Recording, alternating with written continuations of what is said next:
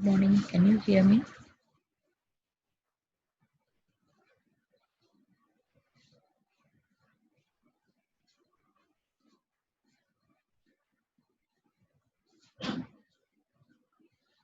Okay, so can we start the class? I think last class we have seen about the first week of the class, isn't it?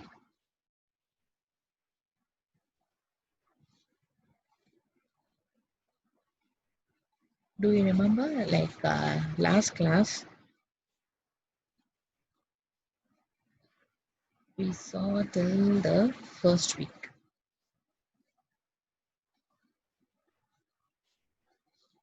So today we will continue. Just a recap. Uh, Normally, this women's antenatal class will be for 6 weeks. The first week will be totally for introduction and for the exercises and other thing. Completely all the exercises we will be teaching them in the first week. So exercises like isometric, then stretching, all those will be taught in the first week. So in the second week, we will be teaching them the regarding the labor. So especially the first phase of labor will be taught in the second week. Then in the first stage, we have three phases. So first phase will be taught in the second week. Second phase will be taught in the third week. Uh, second phase and third phase will be taught in the third week. Then in the fourth week, we will be teaching about the exact labor. Then fifth week, we will be teaching about the things that will be going on during the delivery. And sixth week, we will be teaching about the postnatal. So these are the things we will be teaching them in the all the 6 weeks. So first, like we have last class, we have seen all the exercises, pelvic tilting exercises, isometric exercises, and other things. Do you have any doubts? Anybody?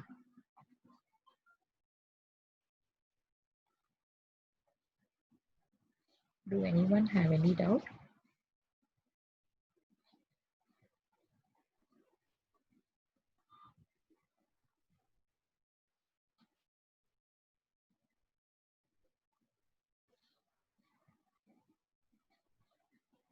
Did you gone through the videos?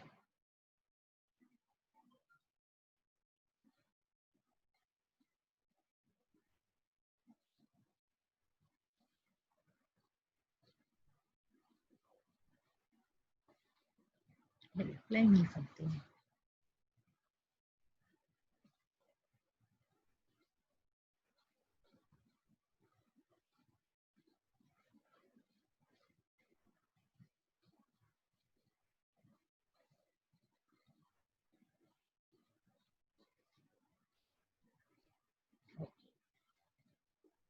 So today we will see the different types of breathing exercise that will be taught during the labor, then the different positions. So positions, I'll just brief out briefly. I think like in practical class, in theory class itself, Dr. Preeti would have explained you about the positions. So in the first stage, it should be like eliminating gravity so that the baby should not be pulled down. In the second stage of labor, you have to go into towards gravity position. That is positions like squatting. Uh, the best position will be like squatting because or sitting like that because the gravity will be giving a pull so that it will be easy for the descendant of the baby. So in the first stage, you can go for any other positions like, let me just show you the pictures.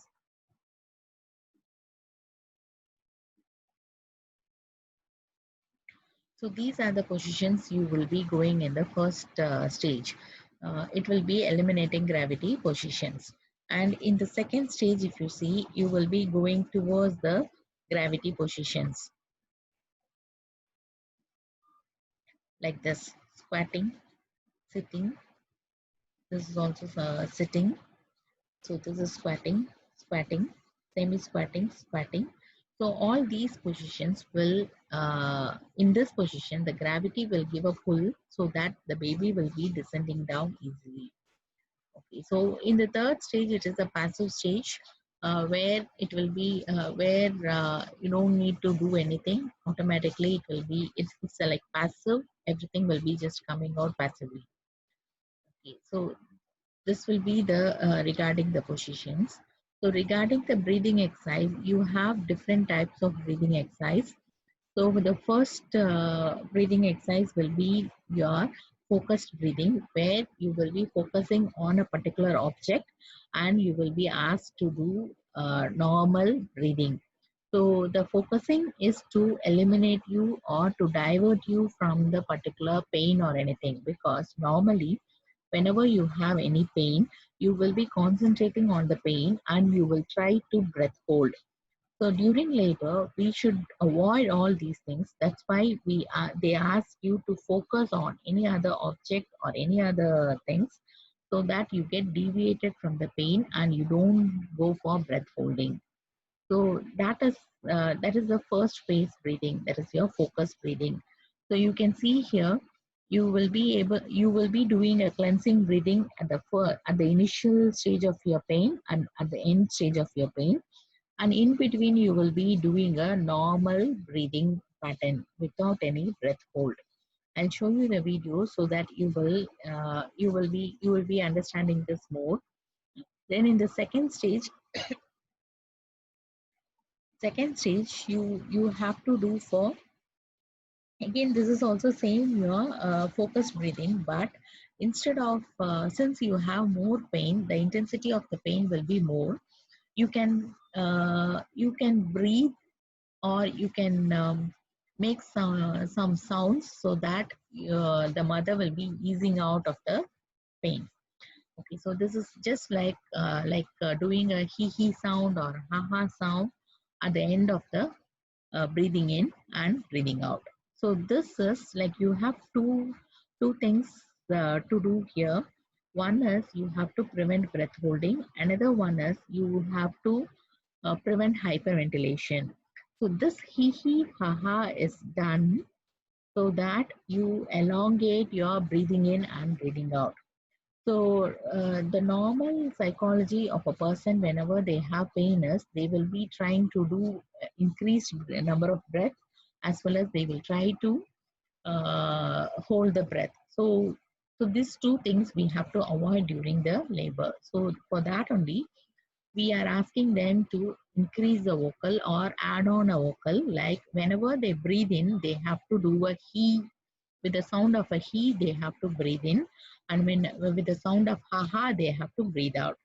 So when they do this, the breathing will be little bit prolonged so that you can avoid hyperventilation. And this breathing pattern have to be along with the contraction, that means along with the pain. So when the pain begins, you have to start with one cleansing breath, then you have to go for this he he ha ha breathing, then at the end of the contraction again you have to do one cleansing breath. Is that clear? So this is your second phase breathing. So third phase breathing is, here you increase furthermore. Same thing, because the pain will be more severe. So you increase furthermore, like you do the cleansing breath, then you do he he ha ha, then you can go for a shorter breathing. There is shallow breathing. Then again you can go for he he ha ha and end the breath. So here if you see, the intensity of the breathing will be more, as well as the frequency of the pain will also be increasing. So again, to avoid hyperventilation, you add up all this vocal sounds. So this is the third phase breathing. Then fourth phase breathing only, you will be doing, along with the breathing, you will be doing a compression. That means like you breathe in deeply, then you hold on the breath and give a push to the baby, then you breathe out. So that will be your second stage breathing. So totally we have 4 types of breathing, 3 types for the first stage of breathing and 1 type for your second stage of breathing. So 3 types like for phase 1 breathing, phase 2 breathing, and phase 3 breathing. So all these things you will not give a push to the baby because the effacement will not be that much. So you will not be pushing down the baby. In the second stage of breathing, where you will breathe in deeply with the help of the diaphragm, you hold it, then you give a push so that the baby is pushed out. Okay, so let us just see some videos so that you get a good idea about the breathing.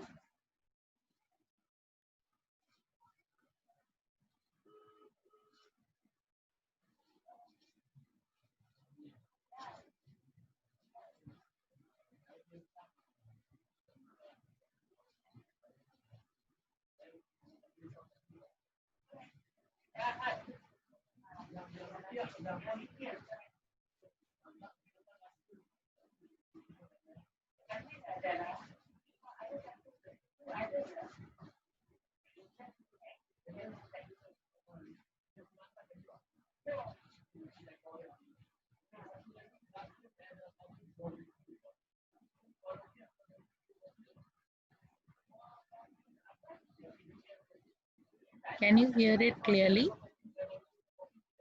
Can you hear clearly?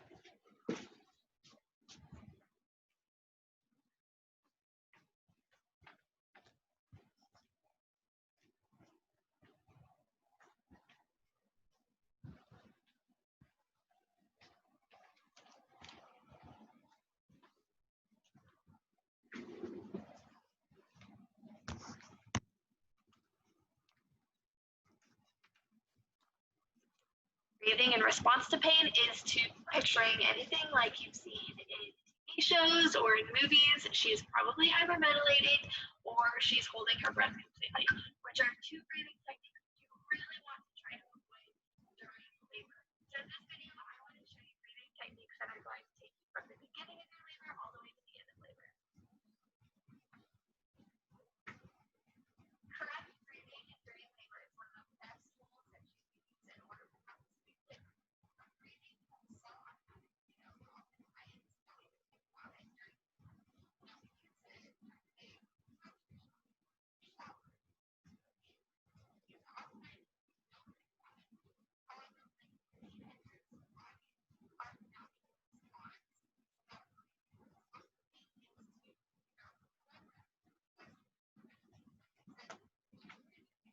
So what we need to do is take breathing from an automatic thing that we do into a manual thing that we do through our contractions, which are causing us a lot of discomfort. So the first breath that I want to show you is called the de-stressor breath.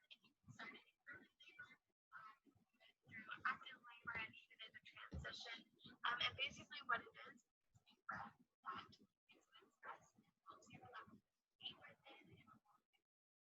And so I'm going to show you how to do it, and then I'm going to count for you, and then we're going to do it together.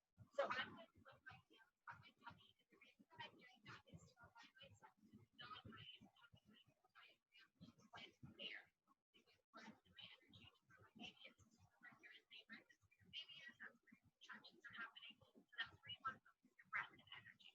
A lot of people just focus on breathing in their lungs, but by putting your hands on your tummy, you are practicing to energy there.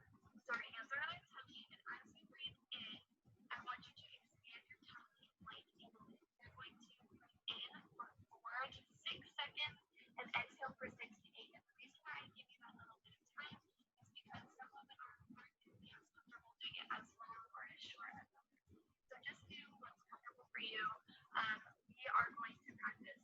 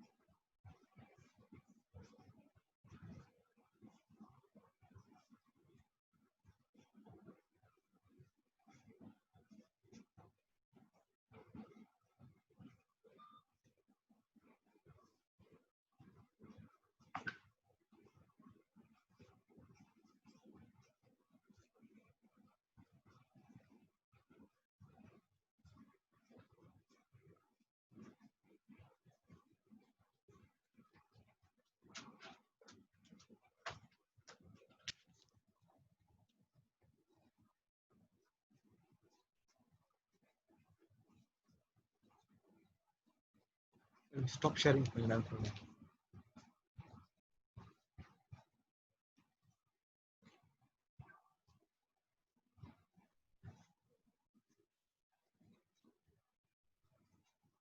இது ரெண்டும் madam share computer sound optimise screen sharing for video clip. Okay, அது முன்னாடி click பண்ணாம இப்போ try பண்ணி பாருங்க. Or inhale and you, and then we're going to do it together. So I'm going to put my hands on my tummy, and the reason that I'm doing that is to remind myself to fill up my tummy, my whole diaphragm, with air. I'm focusing my breath and my energy to where my baby is, because remember, you're in labor, that's where your baby is, that's where your contractions are happening, so that's where you want to focus your breath and energy. A lot of people just focus on breathing in their lungs, but by putting your hands on your tummy, you are practicing to engage your energy and breath there. So our hands are on our tummy, and as you breathe in, I want you to expand your tummy like a balloon. We are going to breathe in for 4 to 6 seconds and exhale for 6 to 8. And the reason why I give you that little bit of time is because some women aren't going to be as comfortable doing it as long or as short as others. So just do what's comfortable for you. We are going to practice 4 inhale and 6 exhale. So we're just going to do that together. So as you're inhaling, you want to inhale through your nose, and this is going to help you breathe at a more steady and calming rate. And as you exhale, you're going to exhale quietly through your mouth. So let's start. First one, I'm just going to count for you. So let's get started. Inhale, 2, 3, 4. Exhale, 2, 3, 4, 5, 6. Okay, let's do it together. So you want to be relaxed. Remember, you're expanding your tummy as you inhale and exhaling through your mouth all of that tension. So let's do this together. Inhale. Exhale.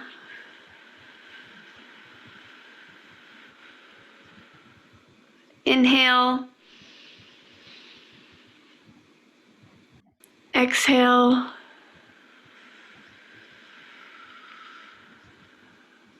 Inhale.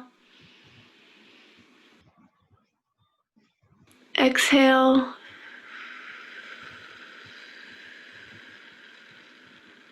Last time. Inhale. Exhale.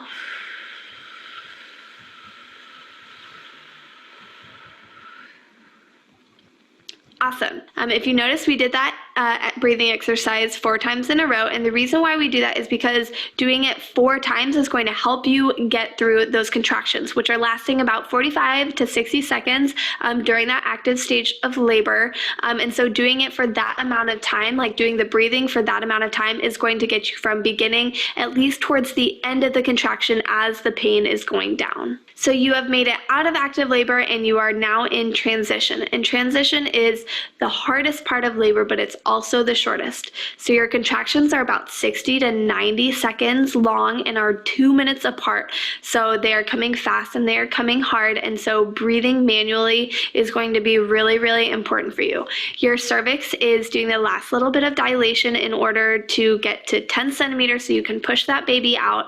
And right now, a lot of women experience the urge to push at this point. But if they start pushing, the chance of tearing is pretty high, and of course you want to avoid that. So I want to teach you a type of breathing that is going to help you avoid pushing and resisting that urge. So that breath is just a short, shallow breath, as opposed to the long inhale, the deep inhale, and the long exhale of the de-stressor. So that's going to encourage the sensation to, or that urge to bear down. And remember, we want to avoid that at this point. So this breath is just a short, shallow one. So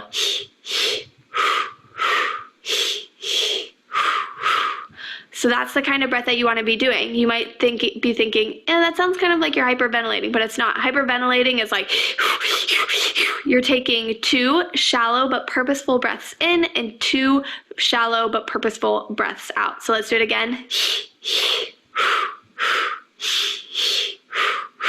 And that's how you'll get through transition to resist the urge to bear down. Now, if you're not feeling like you need to bear down, but you're still just trying to get through those contractions, go back to that de-stressor breath and keep doing that until the pushing stage. So during this pushing stage of labor, the inclination for a lot of women is to hold their breath as they're bearing down and pushing. But this causes a lot of unnecessary tension and pressure on the vaginal walls, which can potentially lead to tearing. So a better way to push your baby out without holding your breath is to do the J breath, and I'm going to explain how to do that. So this J breath is a lot more flexible than the distressor breath that we did that I had you count in and exhale for a certain amount of time. This one at this stage, I really want you to do what's most comfortable for you. So you're going to either breathe in deeply through your mouth or your nose. Remember, your nose is going to probably help you stay more calm and have a more steady breath, but do what's more comfortable for you at this point. And you want to breathe in, so you're expanding your belly, but breathe deeply and comfortably. And as you exhale, you're going to create a low groan in the back of your throat. And you just want to envision that low groan going all the way down to your uterus, down your birth canal, and then out through your vagina, because that's creating that nice J sweep. And that's the motion that we want the baby to be making his or her way out of. So I'm going to take a breath through my nose and create that low groan, and that as I'm breathing down, I want to make sure that I'm tightening my abs or my uterus to help squeeze and get that baby lower and out. So let's breathe together. Remember, you don't have to do it exactly like me. It is very flexible with this J breathing, whatever is comfortable for you. All right, let's do the breath together. Okay, let's breathe in. And out. Ooh.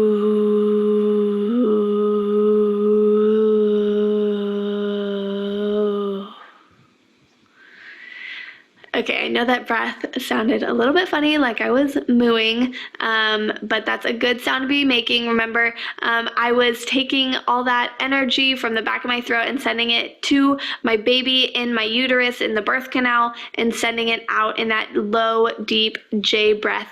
And if you do that consistently through those contractions at the end as you're pushing, you are going to have an easier delivery as you are breathing your baby out instead of holding your breath and bearing down. So a little extra tip for you, if you want to really practice and nail down this breathing technique, do it when no one's home while you are pooping, which I know sounds really weird, but it's probably the closest sensation to what birthing is going to feel like if you've never done it before. So I know it sounds silly, but it really does help. So practice this breathing technique while you're sitting on the toilet. Thanks for watching this. I hope that you learned something about breathing techniques and that you'll be able to take that into the laboring space, and that while you're feeling discomfort. Okay, so I think you got an idea about the breathing. So 3 different types of breathing. So 2 types for your stage 1, and the third one is for your stage 2. Okay, so stage 2 will be you have to push down the baby. So stage 2 is the J breath. So first 2 will be the focused breath or de-stressing breath, and second will be transition breath. Then third is your J breath. Okay, so like for further more understanding, let me show you one more video. Okay.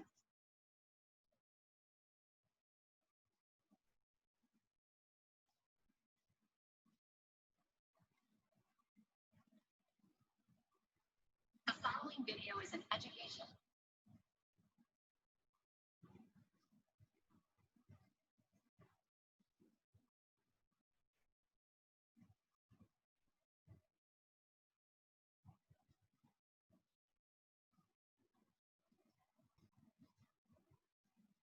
Guide for pregnant women and their families. All visuals are for demonstration purposes only.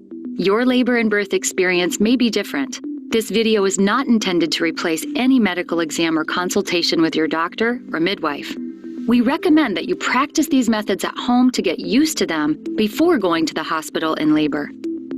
As your pregnancy progresses, one of the most important things you can practice before you go into labor is breathing.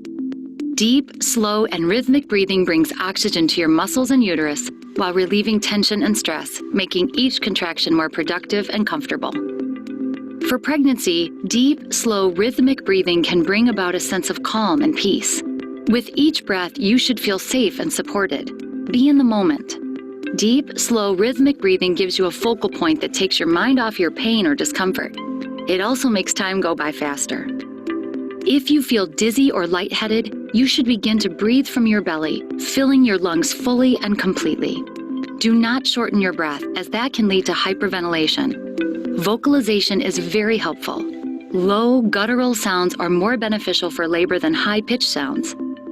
Inhales are usually quiet, exhales can be vocal. This could mean letting out a deep sigh, moaning, groaning, or blowing out air. Do whatever makes you feel good. Let's start with practicing the basic cleansing breath. Pull in a deep breath through your nose and release the breath out through your mouth. We suggest you do this at the beginning and end of each contraction.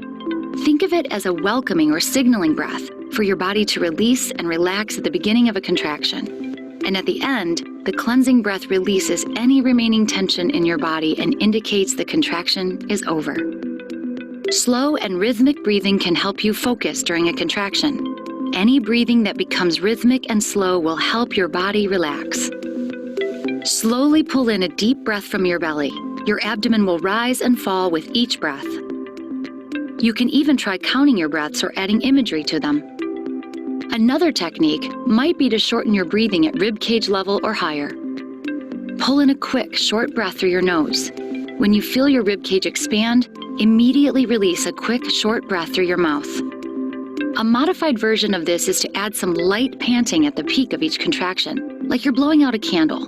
Panting or blowing during pushing can ease your baby out as the head begins to crown. This helps to prevent or minimize tearing. Whatever method you choose, don't forget your breathing. This should be nice and rhythmic, free and easy. Breathe how it feels good for you. Start and end each contraction with a cleansing breath. In between cleansing breaths, try a breathing pattern. For mild to moderate contractions, try using slow breathing techniques that may assist you in focusing and reducing tension.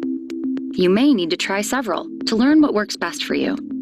This is a series of slow and rhythmic breaths that become deeper and longer as the intensity of your contractions increase, peak, and go away. As your labor advances, your contractions may be more uncomfortable, so try paced breathing. When tension develops in muscles, shorter, quicker breaths such as upper chest breathing can be helpful. Welcome the contraction with a cleansing breath. As your contraction peaks, do short, light breaths in and out of your mouth. End with a cleansing breath. You can also try pattern breathing. Welcome the contraction with a cleansing breath. Take light, short breaths through your mouth. After a few breaths in a row, let out a longer breath, almost like you're saying the word "hoo" or blowing out a candle. Repeat this pattern until your contraction is over. End with a cleansing breath. These techniques and patterns are only suggestions. You can adapt them to whatever is most comfortable for you. Follow your body and breathe in a way that is comfortable. To be prepared, we recommend that you practice beforehand so that it becomes almost second nature. Your partner should also be familiar with all of these techniques. He or she can help you keep rhythm, offer suggestions, and be a source of encouragement. Remember, when you're feeling overwhelmed and exhausted during your pregnancy, just breathe.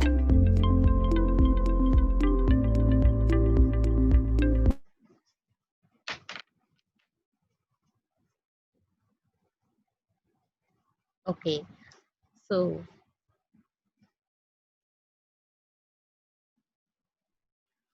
these are the different breathing techniques. I hope you understood. Is there any doubt?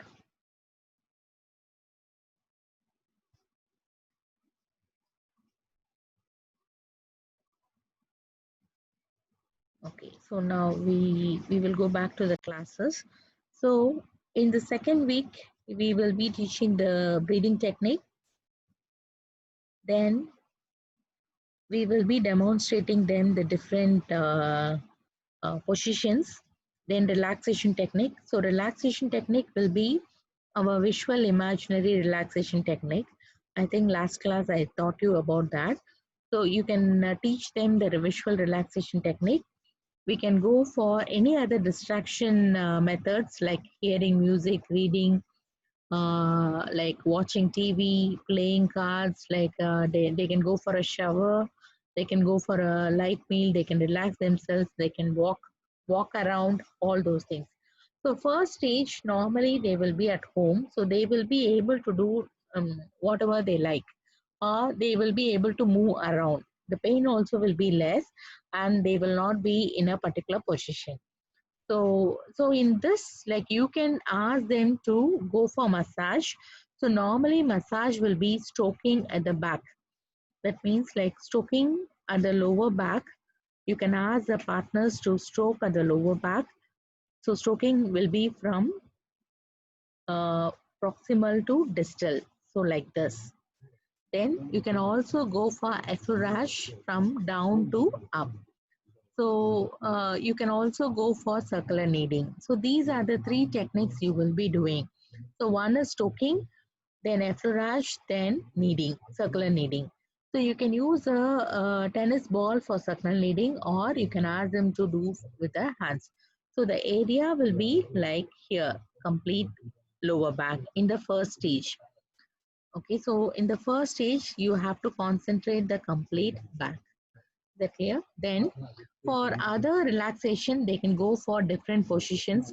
So positions like this, where they have to support with a pillow, position on a physio ball, position like this, and some of the position are like this. So these are the positions you can make them to do during the first stage of labor. So initially at the first phase, they have to go with this position.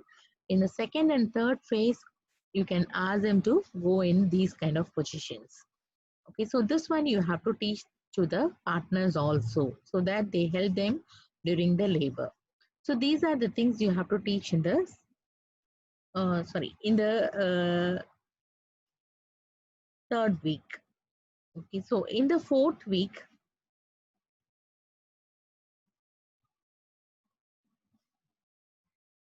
these are the areas where you have to concentrate your massage. So over the whole area, then over this area. Okay, so in the first stage, the pain will be from T11 to L5. So from T11 to L5, the pain will be there. So you have to concentrate over the whole back. Okay, kneading you can do over the lower back here in this area.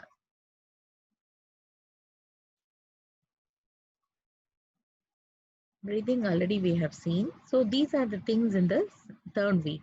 In the fourth week, you can teach them the further PT management during the third phase of labor and during the second stage of labor.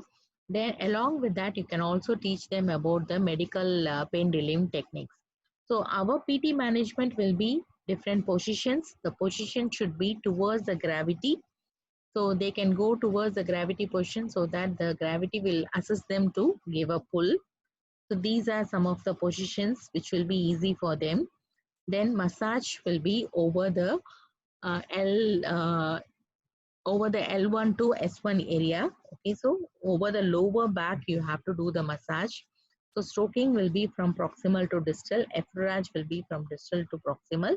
Then you can go for the circular kneading. Okay, so that is your massage. You can also do massage for the abdomen. At the lower abdomen, you can give them massage. So stroking will be like lateral stroking, and effleurage will be from distal to proximal. So keep in mind that you should not give more pressure. Maybe in the lower back you can give more pressure, but in abdomen you should not give more pressure. Okay, so in the fourth week, other technique will be tense. So majorly they will go for tense, especially during the second stage and the third phase of labor, and the second stage they will go for tense because the pain will be severe. So we have a pocket tense. So normally for labor they use a pocket tense so that you can just fix the pads and you can give them the tense. So the mother will be increasing and decreasing the intensity according to their need. So you can use either the bus tense or the brief mode, anything you can use. So the time duration will be like depending on their pain. So in the first stage, mainly the pain will be from T11 to T12. So from there till L1, they will have pain. So you can position the pads from T11 to T12. So you can use T11 to T12 one side you can use one pad, another side you have to use another pad. So when they have a severe pain, that is in the second stage of labor, you can fix 4 pads. So one pad at T10 to L1 region, another pad at the lower S2 to S4 region. So you can see here, during the first stage of labor, the pain will be intense here. This will be the area of pain. So you will be positioning. So you will be positioning the pads here at the T11 to T12. This area, one pad, another pad will be in this area. Okay. So when the pain is severe, then you can fix one pad here, then other one at S1 to S2 here. So on both the sides, you will be fixing pads. So 4 pads will be used in the second stage of labor. Okay, so this picture I just showed you so that it is easy for you to understand. So I repeat again, in the first stage, you will be fixing the pad at T11 to T12, that is in this area. Here one pad, another one will be here, another pad. So the mother will be, you can teach the mother to increase and decrease the intensity. Then in the second stage, you will be fixing 4 pads, one at this area, that is T10 to T12 area. The other will be S1 to S2 area. Why? Because the pain will be very severe, so you need 4 pads for them to manage the pain. Is that clear? So this is the pens we are going to fix. Then next, we can go for, we can also go for massage. You can go for relaxation technique, that is visual relaxation technique. You can go for breathing technique. So these are the pain relieving techniques in the second stage. Apart from this, they have medical management, that is injections. You can also tell them, or you can just inform them that they have some injections. If they want to go for the injections, they can go for the injections. So some example for injection is in endorphin, epidurals, pethidine, and all those things. So each and every medication will have their effect. But in that, epidurals are the best medicines. So normally epidurals are given at the L1 region. So they will be making the person to flex or bend the spine. They have to flex the spine to the maximum. Then the anesthetist will be palpating L1 region and they will be inserting the needle into the L1 region. Then the needle is connected to a small IV line kind of thing, and that will be connected to the epidural pumps. So whenever the patient has pain, they will be injecting the medicine, or whenever the epidurals will be given in proper duration of time. If the mother need extra medicine, they can just give a additional push. Okay, so that is given with the help of the epidural pump. So this is the best medicine because it doesn't hinder their it doesn't hinder their breathing pattern. It doesn't hinder their pushing out of the baby. It doesn't affect their normal delivery. But other medicines will have some sedentary effect, so it will be affecting their breathing. It will be affecting their delivery pattern. Is that clear? So epidurals are the best medication so far for pain relief for a normal delivery person. So all these things you will be giving them an idea at the week 4. Then in the week 5, you will be talking about the third stage of delivery. So that is a normal pushing down. You don't need, the mother no need to push down anything. It is just a passive. That is, once the baby comes out, all the other things will be automatically coming out. So that is called as passive delivery. So if the mother is not delivering completely, then the midwife or the doctors will insert their hand and they will be wiping out everything. Is that clear? So that in the third stage, the main work of the midwife is to check whether the woman has completely delivered the residuals, all the residuals. If they have not, if there is any residuals remaining inside, then it is very dangerous to the mother. So the midwife will be inserting her hands and she will be wiping off. Okay, so that will be in the that is the third stage. So you explain this to them in the week 5. Apart from that, you can also explain them about the other types of delivery, like induction delivery, assisted delivery, cesarean delivery. So you can just give them a brief idea. Apart from normal delivery, they also have some assisted delivery methods. Then you can also teach them how to feed the baby. So since it is the first time, the mother, especially if the mother is delivering her first baby, then it will be very difficult for the mother to explain or to like she will not know how to hold the baby and how to feed the baby. So you have to give them a clear picture how to feed the baby. I'll show you some videos to explain this breastfeeding. Then in the 6th week, you have to teach them about the postnatal exercises and what are the common problems they may end up in the postnatal period. Especially they will have one problem. The mother will find it very difficult to manage with the new responsibility.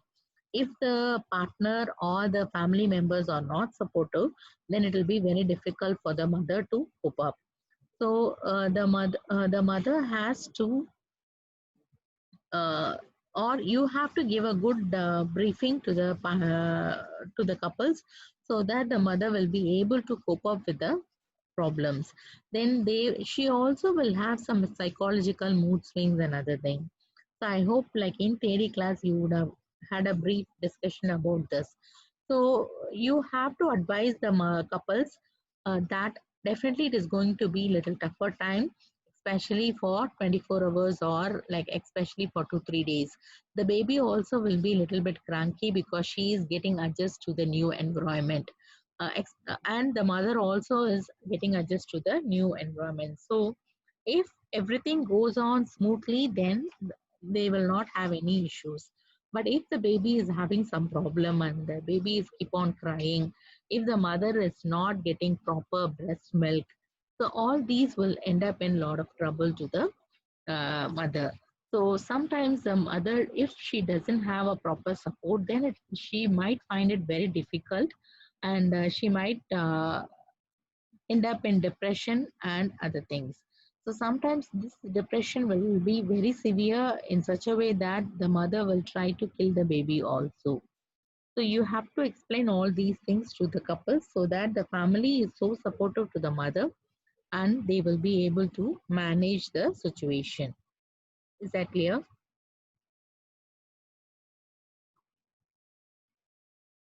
So after like during the like antenatal time or the you need to explain how they are going to adjust to the new responsibility and other thing, especially first to the mother. She has to reduce her household work, she has to reduce her responsibility, other responsibility. She should not go for a perfection. So for example, perfection means house cleaning and other things. They should not expect a perfection in everything. So if they expect a perfection, then it will be really going to be tougher time for them, uh, and they will not be able to manage both the responsibility.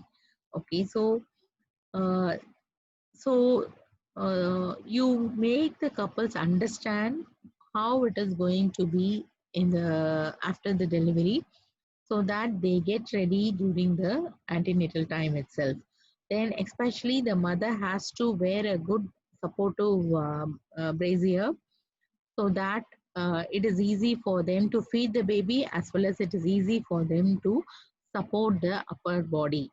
If it is too tight or if it is too too loose, then the mother will be having a stoop posture or kyphosis posture, which will be affecting your postural posture of the mother. Okay, so apart from that, they can go for swimming and a lot of water exercises they can do. So this will be giving them good relaxation, and water walking will be more effective. Okay, so all these they can do during the antenatal itself. Okay, so now we'll just go into the videos for you to clearly understand the things whichever I have said to you. So actually, like for massage and other things, I have not taken the video. I hope like you understand, you know the techniques of massage. So if you want complete video, then you let me know, because like I think like massage exercises and other things and all, it will be little like you would have already read all those things in your exercise therapy. So I don't want to go back to each and every part of exercises. uh, I will just take you to the exercises which is deviated from, or which has some deviation during the antenatal time. Okay, so for example, I, I have not given you videos for pelvic tilting exercise, ankle toe movement, all those things. So I hope you know all those things earlier.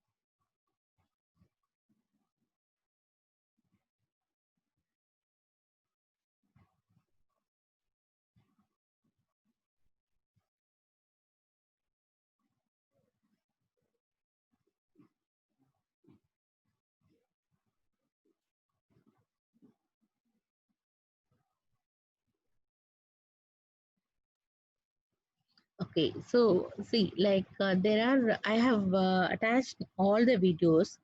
You can just go through the videos, because most of the videos are like more than 1 hour videos. So if we are going through all the videos in the class, it will take all our time.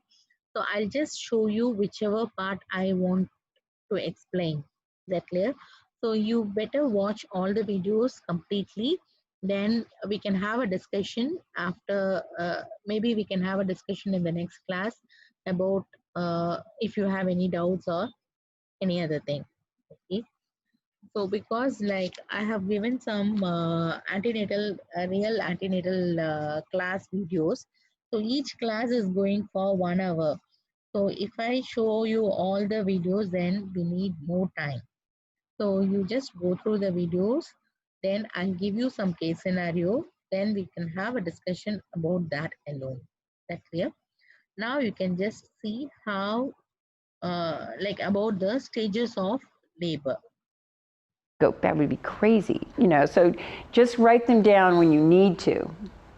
Now, we're going to give you, while you're waiting for the next contraction, I'm going to give you a preview of what your cervix is doing.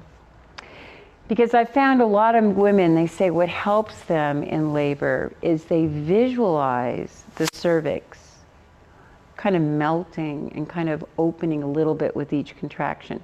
So this is a model that we show how your cervix dilates during labor and how it goes through stage 1, stage 2, and stage 3. So I'm going to go through that with you. Now this on the model represents the fundus. This is where the power of your contractions come from. So when you have a contraction, the muscle fibers of the uterus tighten. And when they tighten, they actually contract, which means shorten. And when the contraction's over, the uterus relaxes. And that is a contraction. This part represents the birth canal, the vagina. And the vagina is stretchy, and it also accommodates the baby's head well. This, I'm going to pull back the vagina. This part of the model represents the cervix. Now the cervix is that long, thick part of the uterus. The cervix is the neck-like portion of the uterus. This has to efface to 100% and dilate to 10 centimeters so you can start pushing. So I'm going to pull back the birth canal. So this is the birth canal, but I'm going to show you how that cervix dilates during labor and effaces. So in your mind's eye, remember that there is a birth canal right there. But this represents the cervix. So when you have the contraction, what you're feeling is the uterus is contracting. The muscle fibers contract. And when the contraction's over, the uterus relaxes. But over time, it doesn't quite return, see, to the original length. So the first thing you notice is the cervix is beginning to efface. It's flattening. It's shortening. See, it was as long as my thumb, and now it's half the length. So this mom is 50% effaced. She's also 1 centimeter, 2 centimeters dilated. So she's in early labor. And during early labor, the progress is slow. Contract, relax. But slowly, she's making progress. Over the hours, that cervix is changing gradually. So when they're about 5 minutes apart, she calls her physician and they say, come on in and we'll check you. She's about 60% effaced, and she's about 4 centimeters dilated. So they may go ahead and admit you, or they may say go home and come back in a little bit later. But so labor is progressing. Now, active labor, contract and relax. Mom starts to dilate faster because the contractions are coming closer and stronger. Now they're coming every 2 to 3 minutes. They're lasting a minute. So you're making more progress. So when the physician comes in and checks you this time, you're almost 100% effaced. You're about 80% effaced. You're about 5 centimeters dilated. So you're doing very well. It's still going to be a few more hours, but you're still in active labor, but you're really progressing well. Contract and relax. So during active labor, moms are going to need to change positions, and changing positions often helps labor as well. A lot of women will find squatting as well, lunging. One thing, like JC said, that she didn't really like the lunging. Other moms love the lunging, they love the squatting. Leaning forward is a good position. Leaning forward. And then working with your contractions. So when you have a contraction, remember the uterus contracts and then it relaxes, but it doesn't quite return to its original length. Look, I just moved around and look how much progress I made. So getting out of bed. Now the physician comes in and says, whoa, look at that. In just a few hours, you're all the way to 8 centimeters. You're 100% effaced. Now it's time for transition. So contract and relax. Now these contractions are back to back, so that's why part of labor goes even faster. And then you go, I've got to push. And then, wait, let me check. Okay, you're almost there, you're 9 centimeters dilated. So it's just a little bit longer, Maybe, here comes the next contraction. Just keep breathing, you're doing great. And you say, I am pushing. And they said, okay, let me check. Okay, you are completely dilated. Perfect. Now, see the position of the cervix? It's back by the baby's ears. It's 100% effaced, so mom is now going to push the baby down the birth canal. Okay, let's add the birth canal. So she can push the baby down the birth canal. Okay, so this is stage 2. Take a deep breath. Take another deep breath. Push low down in front, push, push. Now some women like to hold their breath and push. Taking breaths as they need to. Push, push, push. Don't push in your face, push all the way to the bottom. Contractions over and rest. Now remember, you got about 5 minutes resting between these contractions. Now when the next contraction comes, I'm going to start with my cleansing breath, but this time I'm going to push with a slow exhale. Some women do better. It's more natural to them to make an exhale when they push.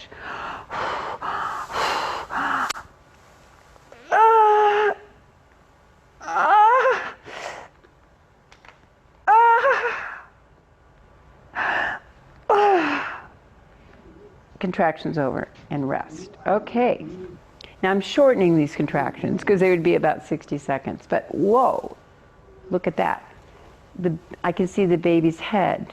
Now when you can see the baby's head through the vaginal opening and the contraction is over, that baby is made that turn around the pubic bone. So they're going to be born very soon. So this would be a good time to, do any of you want a mirror when the baby's born? That would be a no. JC said no. Maybe. Anyone want, you want a mirror? If Brenda could have one more baby, she would have a mirror. How about touch the baby's head? Does anybody want to touch the baby's head? Touch it when it comes out. Okay. Maybe. Maybe. JC says maybe. Now, my daughter-in-law, when she was having her baby, I asked her if she wanted a mirror, and she said, no! And I said, do you want to touch the baby's head? And she goes, yes. And she said that really helped her a lot, because she said when she touched that baby's head, she could realize that that baby's right there. And it's your baby, folks. So if you want to touch their head and say, come on, sweetie, it's the next one, you can do it. Because remember, between these push contractions, you have a rest of could be 4 minutes, could be 5 minutes. So it's a little bit of a time that you can decide if you want to see the baby's head or touch the baby. Here comes the next contraction. Push. Now again, you can do breath holding or breath releasing. I'm going back to the breath holding. Push, push, push. Sometimes they count 1, 2, 3, 4, 5, 6, 7, 8, 9, 10. Push again. 1, 2, 3. Okay, stop pushing. Pant, blow. Pant. Heads out. Woo. That feels good. Actually, it would, if it was real labor, it would feel good. Heads out. Now what happens? The baby exteriorly rotates into position. First shoulder's delivered, then the posterior shoulder, and then the baby slips out. And baby goes right directly on my chest, where I say, hi. Hi, sweetheart.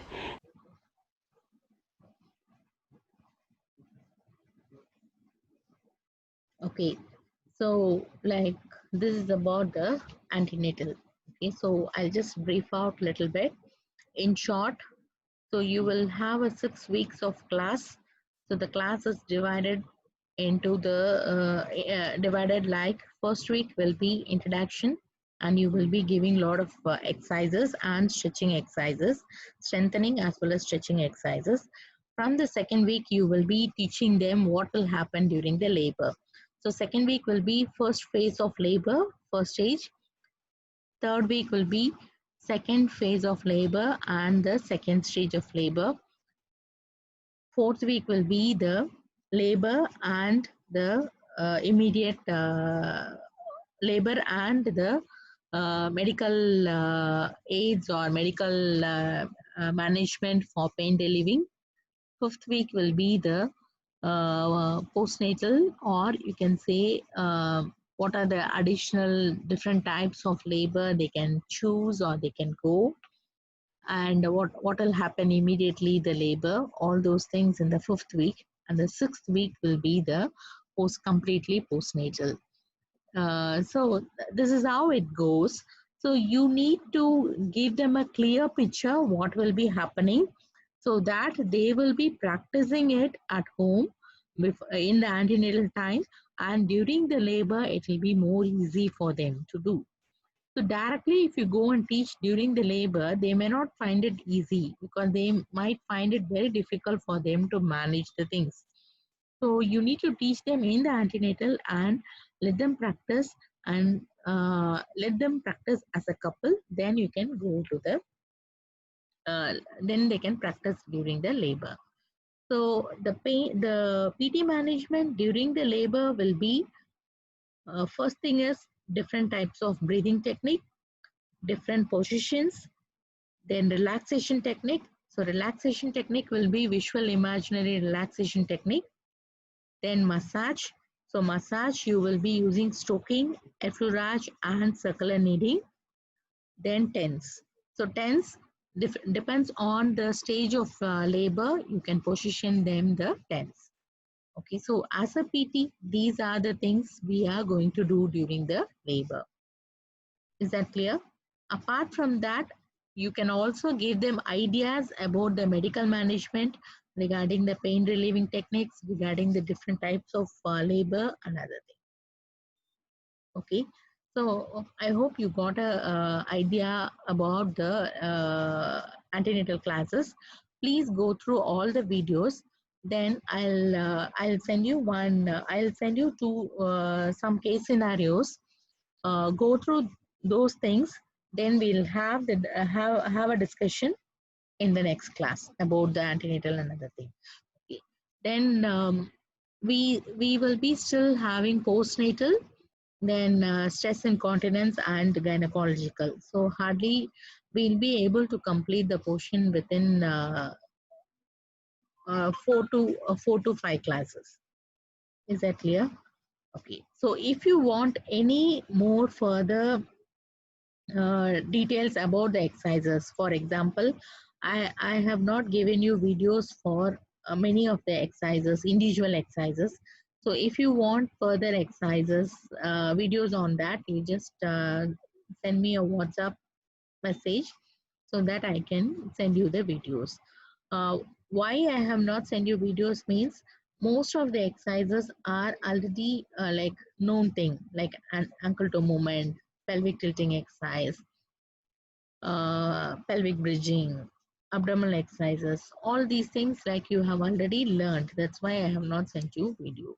But if you still need a video, you can put a message. I'll send you the videos. Is that clear? Okay. So maybe I'll give you 5 minutes break. Then we will go into the second part of our class. Don't log out. Okay, please stay. But maybe you can stretch your legs. We'll start the class by 11:30. Now the time is 11:24. Okay.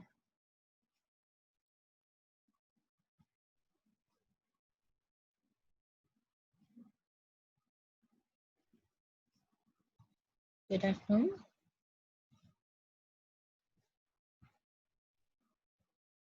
So any doubt or anything you want more in antenatal classes?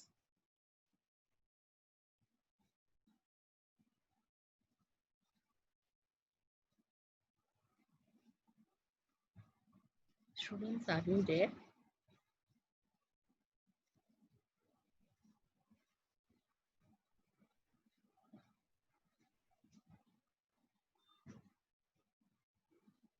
Okay.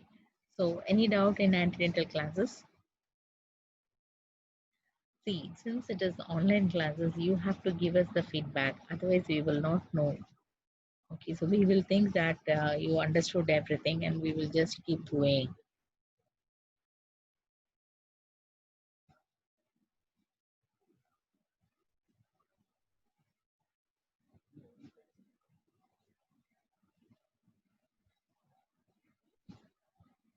Okay.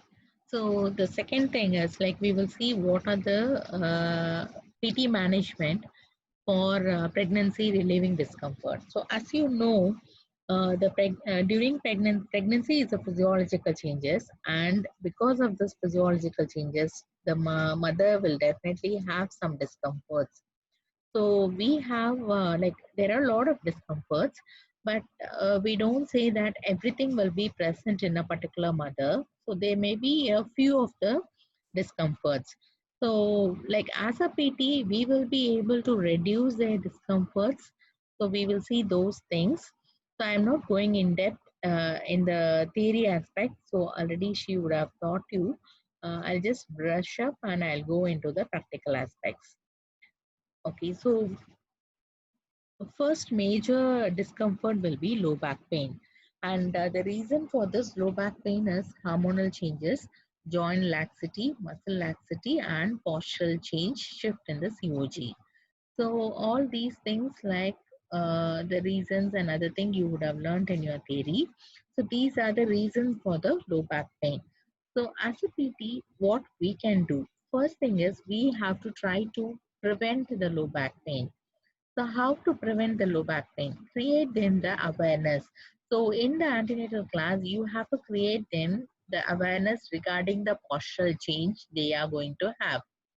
So you teach them, so your posture will be keep on changing like this. So you have to avoid those things. So teach them the good posture correction. I hope you know how to teach them the good posture correction. So in the antenatal class, we have already seen. So you teach them the good posture correction. You can play videos or other things. You can demonstrate how the posture is going to affect their muscles and end up in low back pain. So you create awareness and you teach them the good posture correction. Then educate the mother, teach them how to manage the symptoms and regularly reinforce and feedback. That means whenever you meet them, you have to keep on asking them and you get the feedback and correct their mistakes. Is that clear? So all these things will help you to prevent the low back pain. One thing. Another thing is even if they have low back pain, they will not be able to they will be able to prevent the exaggeration. So okay, so they will be able to stop the low back pain. So these are the common exercises you have to teach them. Isometric back exercises, isometric abdominal exercises, pelvic tilting exercises, posture correction, proper alignment. You can give them tense, you can teach them massage and back care. So back care, how to sit, how to stand, how to bend down, how to lift objects from the floor, all these things you have to teach. So isometric back exercises, you have to prevent them to teach these exercises in supine lying position. You tell them that they should not go for supine lying position after the first trimester. That is from second trimester. They are not supposed to do the exercises in supine lying. So isometric back exercises, you can teach them in sitting and standing. Okay, so in sitting, I think we have already seen this, but I'll just say it.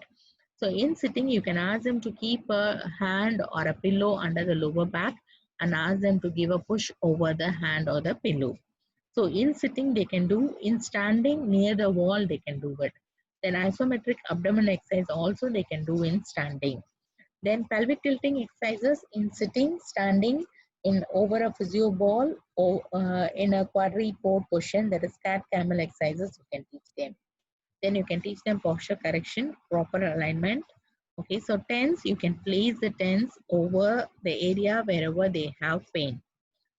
Then massage, you can teach circular kneading, stoking, and effleurage. So circular kneading will be very effective to reduce the pain.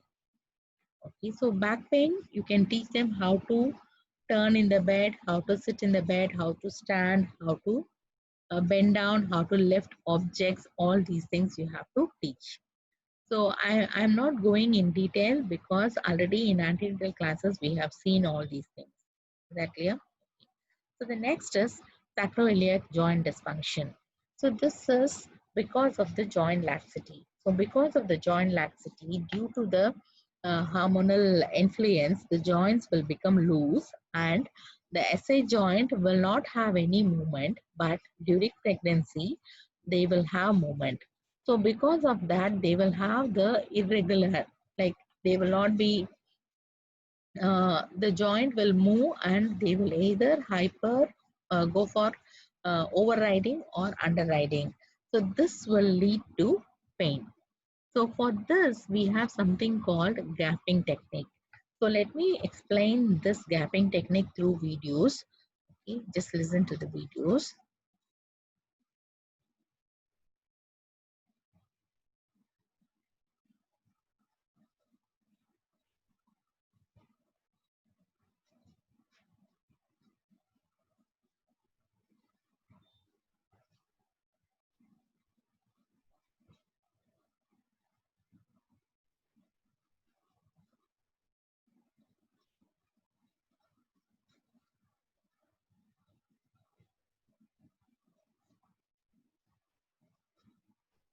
SC joint strain dysfunction treatment.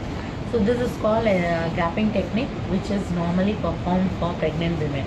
So as we know, the reason for this SC joint dysfunction is the smooth muscles will become a little bit loose because of the hormonal changes, and all the joints which usually doesn't move will have some movement. Especially if you see like in SC joint and symphysis pubis joint. So what will happen, the sacrum and the ilium will have some movement and it will become little overriding or it will become little underriding. So normally whenever we are walking, the sacrum and the ilium will be together like this. There won't be any movement at all. But during pregnancy there will be some movement. So whenever they are walking, this will go either behind or forward.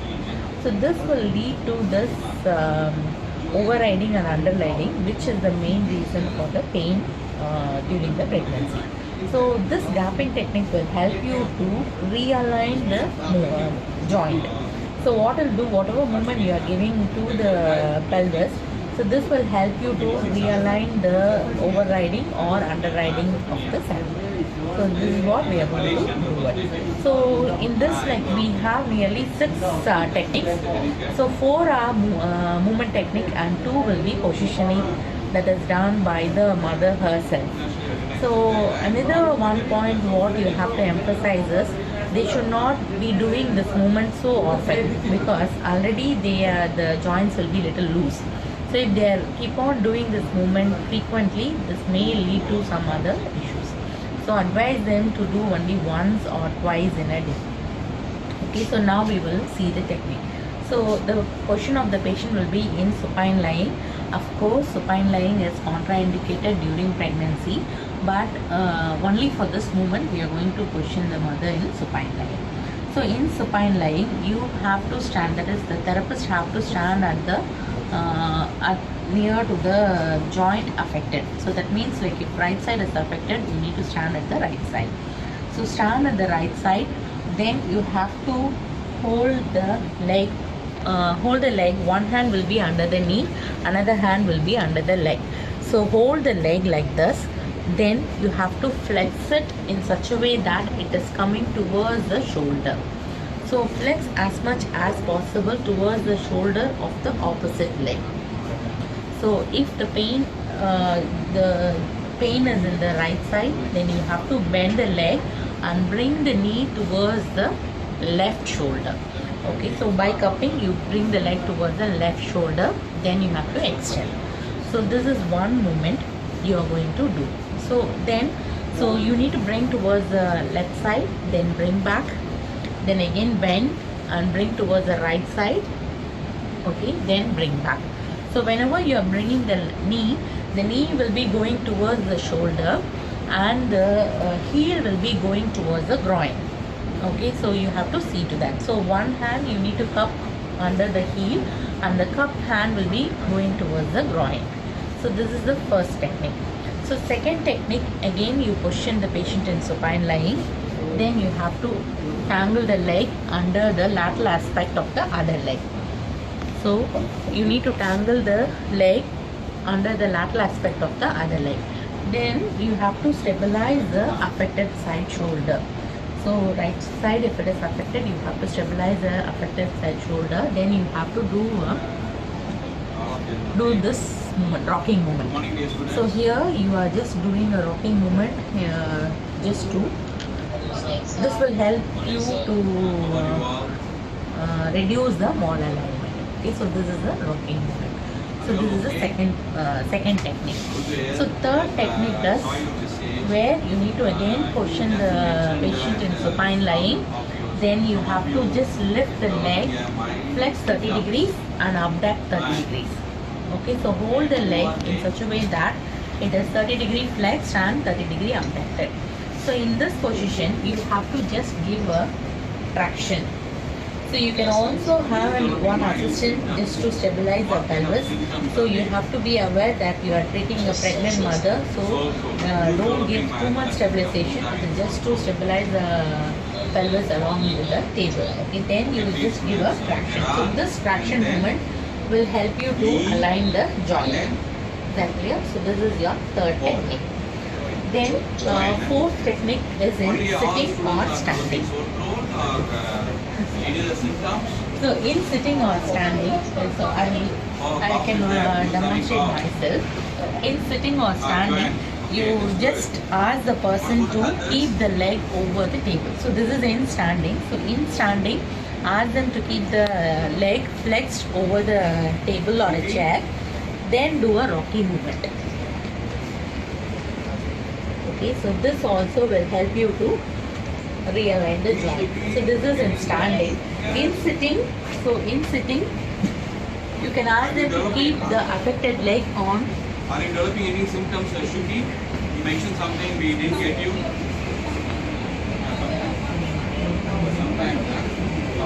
So in sitting, you ask the mother to bend the leg like this, then hold the knee and do a mild rocking movement. So this will be very difficult in case if they are in the second trimester and third trimester.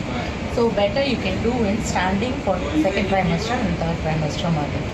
Okay, so this is the fourth technique. So these are the four techniques where we need to do.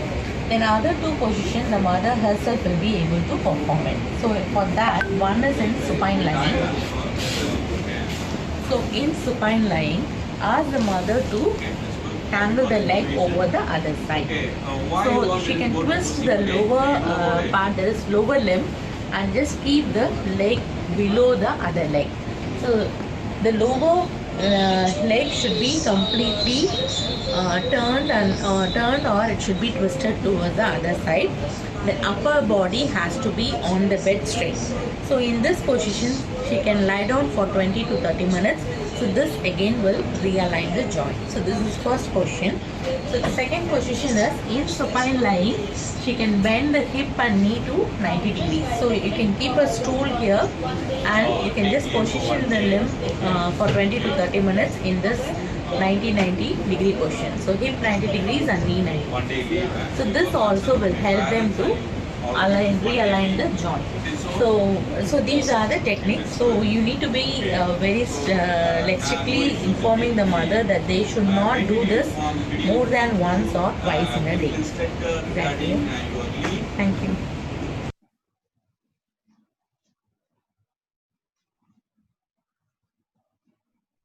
Okay, so you got the techniques for SA joint dysfunction. So these are called gapping techniques. So that is like why we are having the 6 techniques means it depends on which trimester the mother is in. So according to that, you can teach them the techniques. Okay, so apart from these techniques, you can also give them ice if they have any inflammation or edema. You can also ask them to go for non-weight bearing walking in case if they have very severe pain, and you can also give them TENS. Is that clear? Then for sciatic pain, so this is because the baby will be over the nerve and this may cause some problem. So you advise them proper positioning. Position means like how to sit, how to turn in the bed, how to stand up, all those things. Teach them good back care, posture correction, then ADL. And in case if they have severe pain, you can also go for TENS. So TENS application over the painful area, over the radiating area, you can apply TENS. This will help you to reduce the problem. So next is symphysis pubis dysfunction. So this is for this also mainly the treatment will be rest, and you can also give them ice. So especially they have to rest in crook-lying position with the legs adducted. So you can also ask them to wear a trochanteric belt. So this will help them to keep the legs adducted. So if they are in third trimester, then you can ask them to be in side lying with a legs adducted position. So that will help you to reduce the sciatic pain. Then coccydynia. So if they have this coccydynia problem before the delivery, then during delivery the coccydynia problem might increase. So for this, you can ask them to sit over a cushion or a donut pillow. You can, I think you know what is donut pillow. So that will be having a gap in the middle. The pillow with a gap in the middle. So you make them to sit over a donut pillow so that the coccyx is not getting compressed in the chair. So that will help you to reduce pain. Apart from that, you can also go for gentle mobilization. That is, you have to wear a glove, then put your index finger inside the anus. So hold the coccyx posteriorly using the thumb, and the index finger has to be inside the anus. So then with the two fingers, you can just hold the coccyx and mobilize it and properly align it. So this also will help you to reduce the coccydynia pain. Then thoracic spine pain is your rib pain. So for that, you have to teach them good upper trunk posture. That is, avoid kyphosis posture. Ask them to wear a good supportive brassiere so that the upper body is supported well. Then you teach them good postural correction for the, especially for the upper trunk. Then you can teach them the exercises. You have to teach pectoralis major and minor stretching exercise. So pectoralis major and minor stretching exercises is done over the wall. Ask them to stand at the corner of the wall and do the upper trapezius stretching. Do the pectoralis major stretching. So I think during our antenatal classes, we have seen all these exercises. So you can teach them pectoralis major and minor stretching, self-stretching especially. Then teach them good rhomboid strengthening exercises. So rhomboid strengthening exercises is done using the TheraBand. So that one you can teach. So apart from that, you have another one technique called rib lifting technique. So rib lifting technique is you ask them to be in sitting or to be in standing. Hold both the hands above the head and like in a flexed manner, and hold above the head. Okay, so you have to clasp both the hands and hold it above the head. Then side bend towards the opposite side.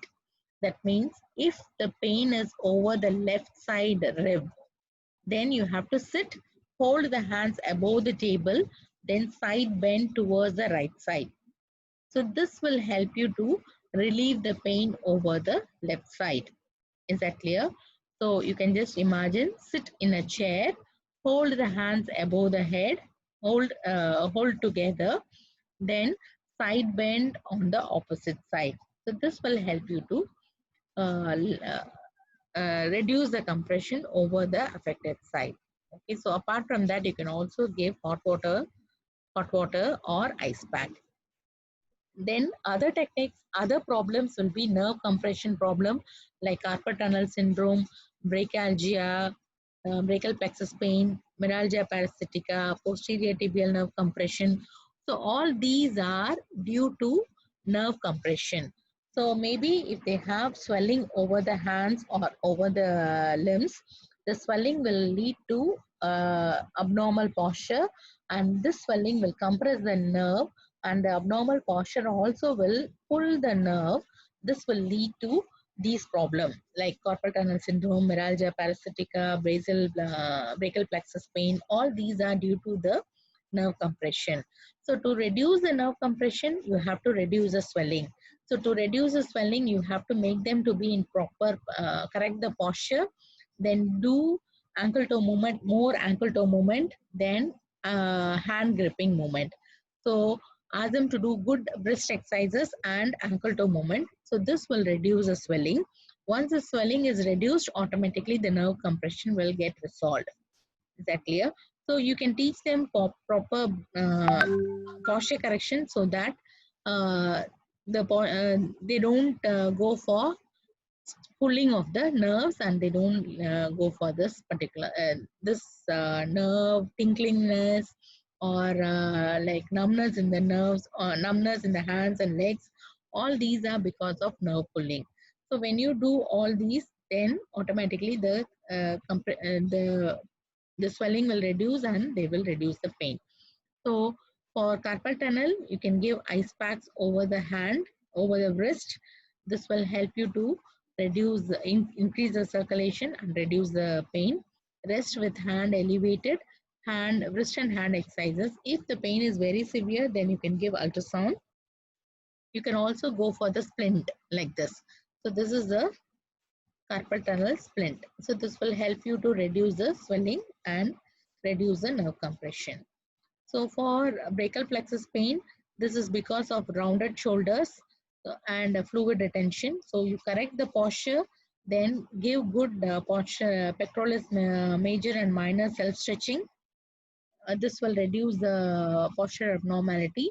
To reduce the fluid retention, you can elevate the arm and do the exercises. So all these will help you to reduce the pain. Again, meralgia parasitica is because of fluid retention in the thigh area. It is compression of the lateral femoral cutaneous nerve. So for this, you can give TENS over the area. Okay. Then for posterior tibial nerve compression, this is because of ankle edema. You teach them good ankle toe movements. Ask them to keep their leg little bit higher. Then don't stand for a long time. Don't sit for a long time. Then you can also give ice pack and ultrasound to reduce the pain and swelling. Okay. Then they may have this varicose veins. So you ask them to wear a good stockings. So that will help them to reduce the varicose veins. Apart from that, they can go for massage, calf stretching. They can go for walking. All these will help them to reduce the varicose vein. Okay, so walking, ankle toe movement, massage will help them to reduce the varicose veins. You can also ask them to wear stockings. So if they have varicose veins, then they may end up in thrombosis. So to prevent varicose veins, automatically you will be able to prevent thrombosis and thromboembolism. Okay. Then hemorrhoids. So hemorrhoids are because of abnormal defecation technique. So when they strain or during pregnancy, they will have constipation. When they strain a lot, automatically it will lead to this hemorrhoids and other issues. So teach them good diet habits. That is, they have to take good fiber intake. So that will help them to reduce the constipation.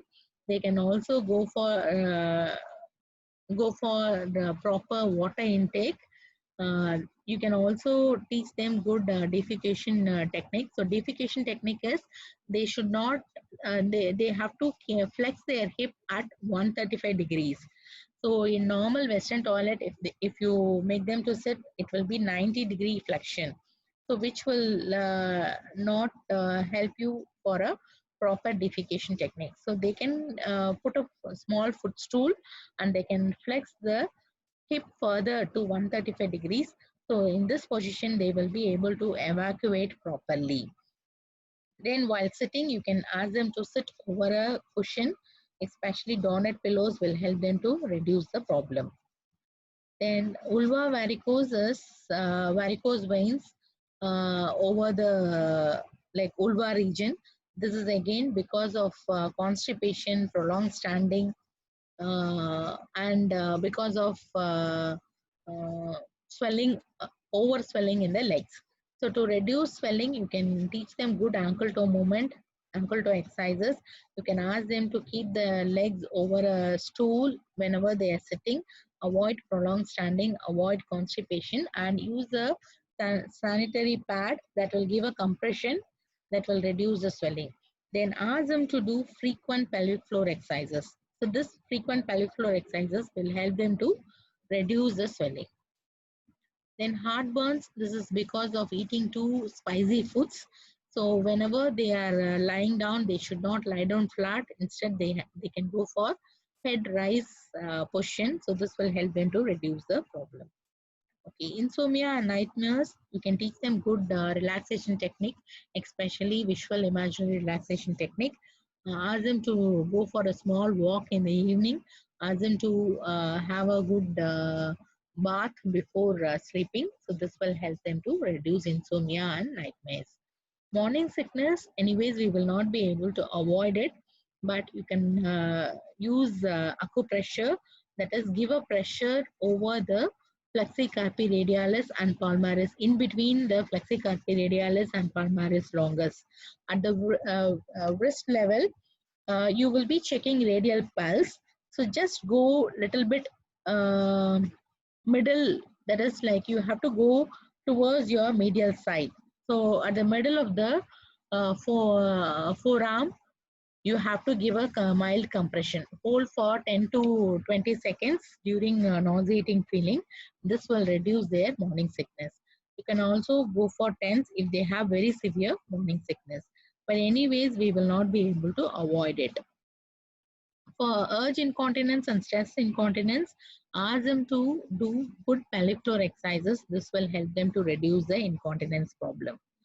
So these are some of the discomforts they may have during the pregnancy. And as a PT, we will be able to reduce some of the discomforts. So you can just go through the slides. I just ran quickly because already many of the exercises we have seen in antenatal period. So you go through the slides, and if you have any doubt, we can discuss further. So especially here, SI joint is the main thing. So that's why I have put you a video on this. Is that clear? So any doubt?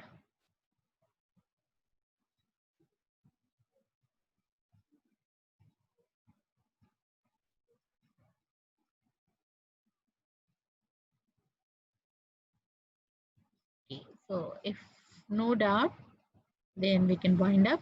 See, you take time, at least like 1 hour or 2 hours, sit and go through the videos. I'll send you the case scenario now. So you go through the videos, and you just prepare the answers for the case scenario. Then we can have a quick discussion, maybe 5-10 minutes we can discuss in next class. Then we will go to the next topic. Is that clear?